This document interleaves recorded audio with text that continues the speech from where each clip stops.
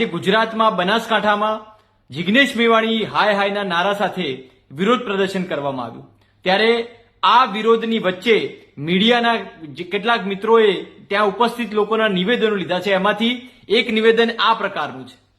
દારૂના દૂષણને કારણે અનેક મહિલાઓ વિધવા બની છે. મહિલાઓની કેવી પરિસ્થિતિ છે? નથી, મહિલાઓ ક્યાં વિધવાઓ એટલી બધી નથી બની. બેન, શું કહેશો? મારી વેચાણ છે, ખૂબ દારૂનો વેપરો વધી ગયો છે. કેટલી બાઈઓ વિધવા થઈ ગઈ છે, કેટલાના ઘરોમાં ખૂબ નુકસાન છે, ખાવા પીવામાં તકલીફ પડે છે, બાળકોના માટે બધી રીતે આવી રીતનું હેરાનગતિ છે. ખૂબ દારૂ છે. આ સાથે બીજું એક નિવેદન જોઈએ તો એ બીજું નિવેદન એ આ પ્રકારનું છે.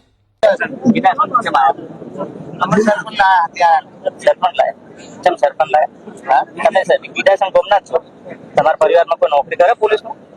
નહીં કરતું. એટલે સાથીઓ, આ આજની રેલીની સચ્ચાઈ છે.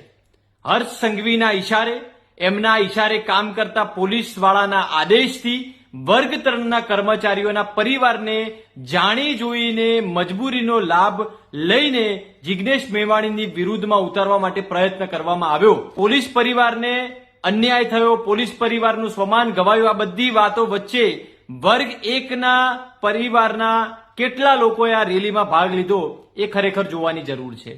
કોઈ એક વ્યક્તિ એ આ વર્ગ 1ના પરિવારનું સભ્ય નહીં હોય એવું હું દાવા સાથે કહું છું. સાથીઓ, આજે ગુજરાતની અંદર જ્યારે કોઈ આંદોલનકારીઓ રસ્તા ઉપર ઉતરે ત્યારે એની તરત અટકાયત કરવામાં આવે છે, ધરપકડ કરવામાં આવે છે, એફઆઈઆરો થાય છે અને એવું કહેવામાં આવે છે કે કાયદો અને વ્યવસ્થા જળવાય એટલા માટે 144ની કલમ લાગુ છે અને એટલા માટે થઈને આ લોકોની ધરપકડ કરવામાં આવે છે.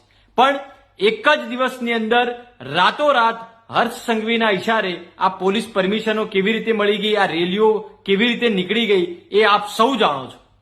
આજે પ્રશ્ન એટલો જ છે, જે ખૂબ જ નાનો પ્રશ્ન છે પણ ખૂબ જ ગંભીર પ્રશ્ન છે કે ગુજરાતની અંદર ડ્રગ્સ આવી ક્યાંથી રહ્યું છે, આ ડ્રગ્સ સપ્લાય કોણ કરી રહ્યું છે અને કોના માટે આ સપ્લાય થઈ રહ્યું છે.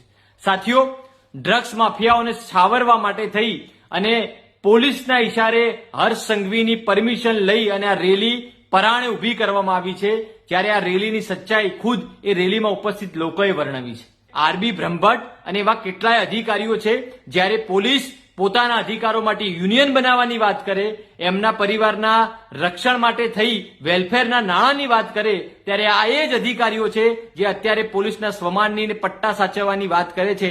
એ લોકો આ યુનિયન બનવા નથી દઈ રહ્યા.